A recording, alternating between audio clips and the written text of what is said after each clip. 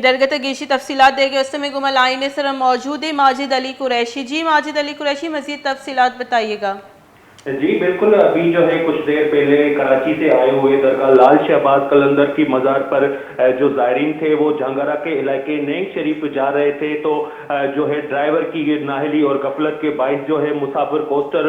جو ہے وہ کلٹی ہو گیا ہے، جس کے روڈ حادثے کے نتیجے میں ایک 5 سالہ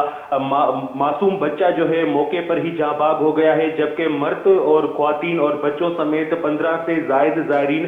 زخمی ہو گئے ہیں. زخمیوں کو طبی امداد کے لیے 7 کی سید عبداللہ شاہ انسٹیٹیوٹ آف میڈیکل سائنس میں منتقل کیا گیا ہے، جہاں پر ڈاکٹرز کا کہنا ہے کہ 2 سے زائد زائرین کی حالت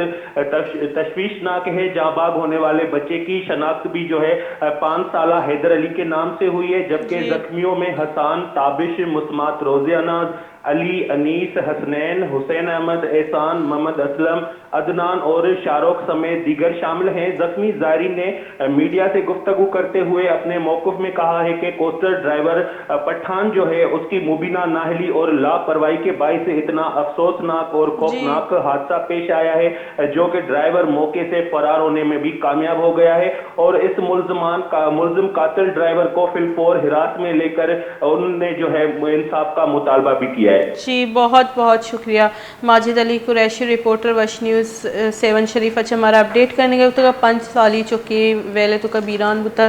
تاحال ڈرائیور تچگا سوبمند بتا 15 مردم ٹپی بتا گا. ادھر زور ایک ونڈی بریک کے پتہ ہم 8:30